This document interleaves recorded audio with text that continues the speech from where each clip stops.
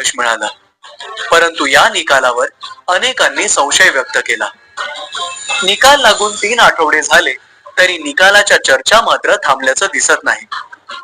EVM manage करून महायुती विजयी झाल्याचा आरोप विरोधकांकडून सातत्यानं केला जातोय.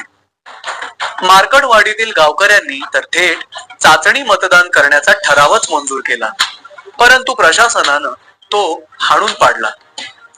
दरम्यान ईव्हीएम विरोधातील रान आता चांगलंच पेटलं असून आध्यात्मिक संस्थाही मैदानात उतरल्या आहेत.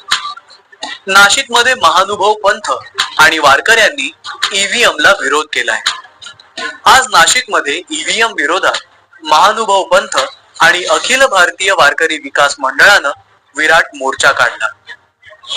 ईव्हीएम हटाओ, अरे ईव्हीएम हटाओ, ईव्हीएम हटाओ, नहीं चलेगी, नहीं चलेगी, अरे नहीं चलेगी, नहीं चलेगी, ईव्हीएम हटाओ, अरे ईव्हीएम हटाओ. ईव्हीएम हद्दपार करा, पुढची निवडणूक बॅलेट पेपरवर घ्या, अशी मागणी त्यांनी केली आहे. या मोर्चा दरम्यान ईव्हीएमची प्रतिकात्मक अंत्ययात्राही काढण्यात आली. पाहूया या विराट मोर्चाची खास दृश्ये. नहीं चलेगी, नहीं चलेगी, नहीं चलेगी, नहीं चलेगी, नहीं चलेगी, नहीं चलेगी, ईवीएम हटाओ, ईवीएम हटाओ, अरे ईवीएम हटाओ. दरम्यान या मोर्चामध्ये महानुभाव पंथ तसंच वारकरी संप्रदायासोबत विविध पक्षांचे नेतेही सहभागी झाल्याचं पाहायला मिळालं. काही पराभूत उमेदवारही या मोर्चासाठी उपस्थित होते. आता ईव्हीएम विरोधातील त्यांचा आवाज निवडणूक आयोगापर्यंत पोहोचणार का, हे पाहणं औत्सुक्याचं ठरणार आहे.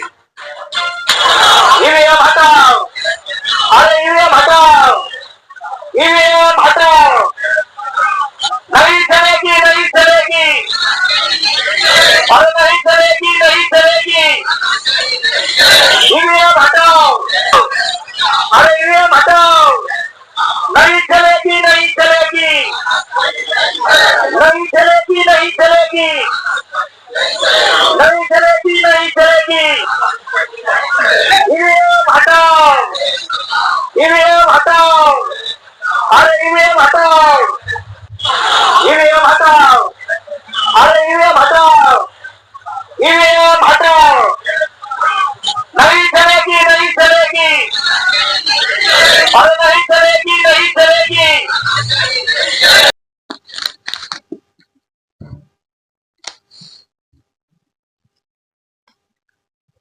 दोस्तों, आपका हमारे YouTube चैनल में स्वागत है. मैं राहुल वर्धन.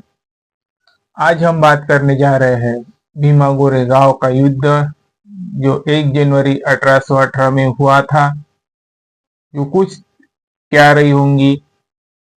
सेकंड टॉपिक रहेगा ईवीएम और थर्ड टॉपिक रहेंगी हमारी परभनी में जो वायलेंस हुई थी वो. पहले हम ईवीएम पर आते हैं. ईवीएम हुई, मैंने 4-5 बार कहा था कि गढ़ गया पण सिंह गेला. ऐसी सिचुएशन ना हो जाए महाराष्ट्र में, क्योंकि भाजपा के लिए जो महाराष्ट्र है, नागपुर है, वो गढ़ माना जाता है. तो कुछ लोगों का आक्षेप है कि जो ईवीएम है उसमें घोटाला हुआ है, करप्शन हुआ है. मेरे भी मन में आई थी ये बात कि झारखंड में तो जो हेमंत सोरेन की सरकार जीत गई, पर महाराष्ट्र में थी, तो हमें दिखाने के लिए भी हो सकता है कि झारखंड मतलब ईवीएम सेफ है, क्योंकि उधर झारखंड जीती, इधर भाजपा जीती.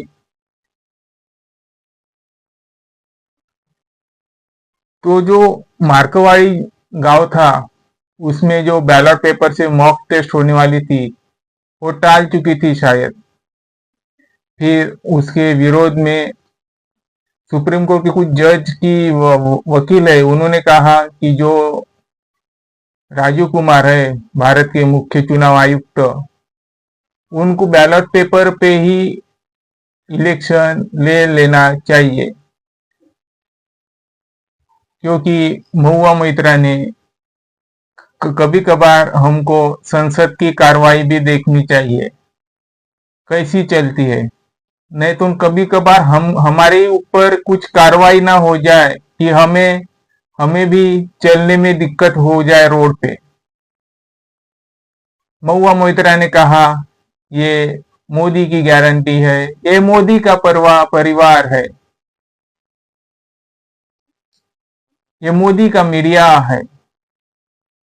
वैसी आज जो कल की बात है, नासिक में ईवीएम के विरोध में भारी मार्च निकाला गया।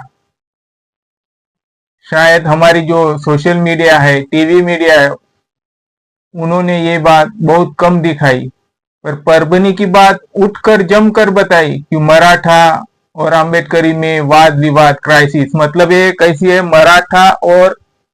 मराठा यानी ओबीसी और अम्बेडकरी जनता में क्राइसिस करने की दिक्कत ये पैदा करती है। तो ऐसे ये सोशल मीडिया, कुछ टीवी मीडिया है, इनसे भी आप सतर्क हो जाइए, क्योंकि राहुल गांधी ने भी कहा था ये गोदी मीडिया, मोदी मीडिया। ईवीएम को हटाए। राजीव कुमार जो मुख्य आयुक्त है, उनको भी लोगों की बात मान लेनी चाहिए। लोग तो यही कह रहे हैं कि महाराष्ट्र में आने वाला चुनाव बैलेट पेपर पर ही हो। ये मैं बात कही और सारी संसद में महुआ मोइत्रा ने कही, और जो नासिक की जो एक्सप्लेनेशन दी वो भी मैं अपने वीडियो पर दिखाई दूंगा। अभी आते हैं परभनी में जो पुलिस का क्राइसिस चली। वो पुलिस ने अम्बेडकरी बस्ती को टारगेट किया, उनको पीटा भी, औरतें रो रही है। और तो मुझको तो पता ही है कि पुलिस की रोल क्या रहती है आंदोलन में। मैं भी आंदोलन में जो नागपुर में होता था इंक्लूड रहता था, और जो गाड़ियां फोड़ी जाती थी, कुछ चीजें जो फोड़ती थी वो पुलिस ही क्रैश कर देती थी। एक वीडियो सामने आई, पुलिस वाले ही गाड़ी को तोड़फोड़ करते हैं। ये जो पुलिस वाले ने जो गाड़ी तोड़फोड़ की, उसे सस्पेंड कर दिया जाए और कड़ी से कड़ी सजा मिल जाए। कभी कभार पुलिस वाले ये भी कहते आता रिटायरमेंट टाइम है।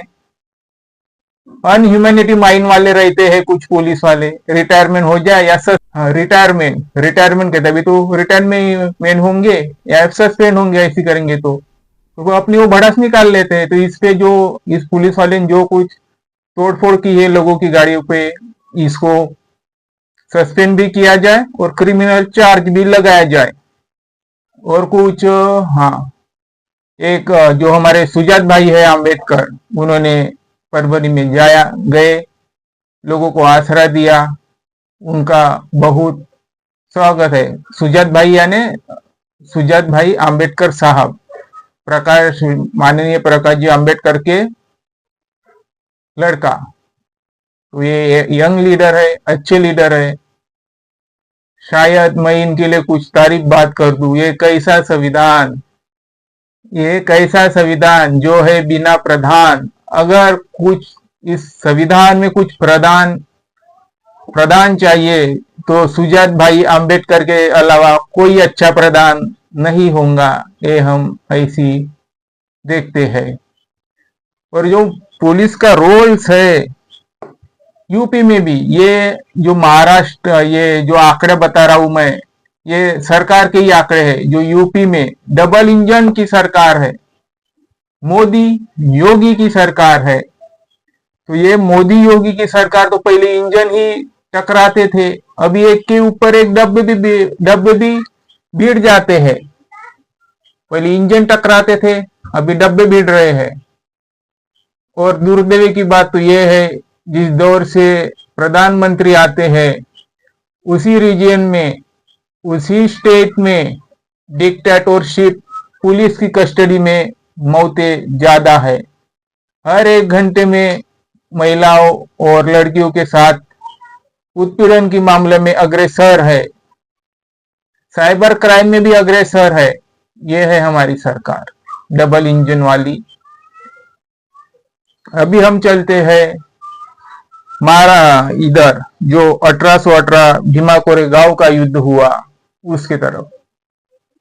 कोई कोई कहता है ये मराठा प्लस वर्सेस दलित जो मार कम्युनिटी के थे उनके खिलाफ था। नहीं, ये मराठा वर्सेस मार नहीं था, ये पेशवाई वर्सेस जो अंग्रेजों की ये थी लड़ाई। जो अंग्रेज थे हमारे भारत में, हमारे महाराष्ट्र में, उनकी जो प्रोपेबिलिटी थी वो उन पे कब्जा करना चाहते थे महाराष्ट्र पे, या सत्ता हासिल करना चाहते थे। पर पेशवाई इतने भयंकर थे कि वो पेशवाई से भी डर गए। कौन डर गए? अंग्रेज। अंग्रेजों को चाहत थी कि महाराष्ट्र में हमारा शासन प्रशासन बरकरार रहे, पर पेशवाई कुछ कम नहीं थी। और जो महार कम्युनिटी के थे जिन्हें अछूत कहा जाता था उन्हें गांव के बाहर रख दिया जाता था, और कुछ बहुत ही लोअर किस्म की जो जॉब्स थी उन्हें दी जाती थी। तो अगर किसी को समझ जाइए, हम अभी इधर है सिटी में, किसी एक परिवार को या किसी कम्युनिटी को महाराष्ट्र के बाहर किसी गांव में रख दिया जाए, उनको जॉब्स नहीं, खाना पीना नहीं, तो क्या करेंगे? अगर आपको ही रख दिया जाए किसी गांव के बाहर तो आप क्या करोगे? आपको दर्जा स्वतंत्रता नहीं मिल रही तो आप क्या करोगे? तो महार कम्युनिटी के जो नेता थे सिद्धनाथ, उन्होंने पेशवाई से कहा कि हम अंग्रेजों के तरफ से युद्ध नहीं लड़ना चाहते हैं। अगर हमें तुम इक्वल देखते हो, हमारी जो जरूरत है, हमारी डिमांड आप एग्री करते हो, तो हम लोग मिलके अंग्रेजों को यहाँ से भगा सकते हैं और हटा भी सकते हैं। बाजीराव टू ने इसे क्रिटिसाइज किया। उन्होंने कहा कि जो तुम्हारी हैसियत है वो यही है। सिद्धनाथ को बात लगी और वो अंग्रेजों के तरफ उन्होंने डिमांड रखी, ये तुम्हारा जो ये है क्राइसिस है वो हम सॉल्व कर देते हैं, बट इसके लिए हमें हमारी डिमांड रखनी चाहिए कि हमें इस राज्य में इक्वल स्टेटस मिले, सभी जरूरतमंद मिले। इसके लिए अंग्रेज राजी हो गई। फिर जो प्रिपरेशन की गई सिद्धनाथ ने वो अपने आप में बहुत ही विश्वपूर्ण थी, अविश्वसनीय थी। शायद ये बात कोई जान ले तो शरीर पे कांटे आ जाते हैं। सिर्फ 500 महार बटालियन और 28,000 पेशवाई के पास घुड़सवार सैनिक थे, इन्फेंट्री थी, पैदल सैनिक थे, और इधर महार बटालियन को तो गांव के बाहर ही भेज दिया जाता था, रख दिया जाता था, और उनके तरफ कोई ध्यान भी नहीं दिया जाता था। ऐसी भूखी इसमें उन्होंने युद्ध छेड़ा। सिर्फ 500 महार, उसमें कुछ जेविश भी थे, एक दो कुछ मुस्लिम भी होंगे। वो कोरेगांव पे स्तंभ के ऊपर नाम भी है। कुछ मराठा भी होंगे पर ज्यादातर महार ही थे। और इन्होंने ऐसी कुछ कर डाला महाराष्ट्र के लिए, जो बोलते ना कि पूरी पेशवाई संपूर्ण टाकली। 28,000 लोगों ने 500 जो महार बटालियन थी उन्होंने 28,000 पेशवाई को कापला। ते म्हणतात ना, कहावत है एक, तुझ्या सारखे तर 56 पाहिले। एक कहावत महारों की है, मतलब एक सैनिक 56 पे भारी गिर चुका था।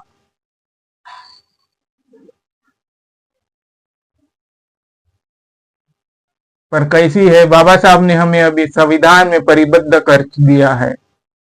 बाबा साहब हर 1 जनवरी को भीमा कोरेगांव जाते थे, वहां पे नतमस्तक होकर आते थे, क्योंकि बाबा साहब ही थे, उन्होंने सबको जीवित कर दिया, सबका इतिहास ही ढूंढ ले लिया। अगर शायद वो भीमा कोरेगांव का युद्ध ना होता तो शायद बाबा साहब भी ना दिखते, ना फूले दिखते, ना शाहू दिखते, और शायद हम भी ना दिखते।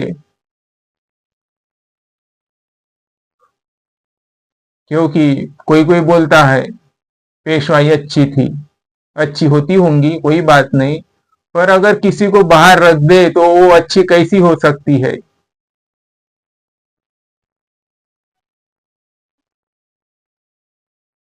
तो इसीलिए जो इस युद्ध के दौरान, आज की 14 तारीख है, किस तरह का वो युद्ध लड़ा होगा।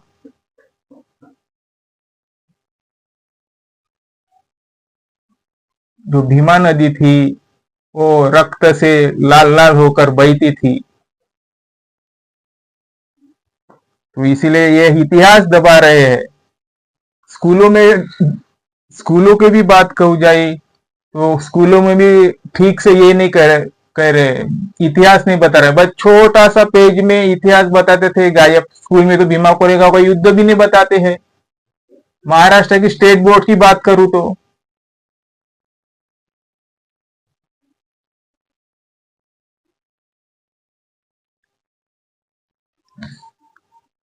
तो जो परभनी के लिए है, मैं तो यही चाहूंगा, जो क्रिमिनल था उसको अरेस्ट कर लिया गया है। आप भी शांत हो जाए और लॉ एंड ऑर्डर को फॉलो कीजिए। कुछ होता है तो वहां पे सुजात भाई है, सुजात भाई को इन्फॉर्म करे। कुछ लोग अंदर होंगे तो मैं वंचित बहुजन आघाड़ी को यही रिक्वेस्ट करूंगा कि उनको रिहा करने के लिए कुछ एडवोकेट्स भेजे, जो जिला के है। नहीं है तो हमारे अकोले में जाके सुजात भाई को मिले, उनसे कांटेक्ट कीजिए, कांटेक्ट होता है। अगर आपको कुछ दिक्कत आती है तो मुझे भी कांटेक्ट कीजिए, शायद मैं भी कुछ आपकी मदद कर लूं। Thank you so much. Thank you तो नहीं कहना चाहिए ऐसी दुर्दैवी घटना पे, और हमें ताली किस घटना पे बजाना चाहिए और किस घटना पे नहीं बजाना चाहिए वो भी हमें समझ लेना चाहिए।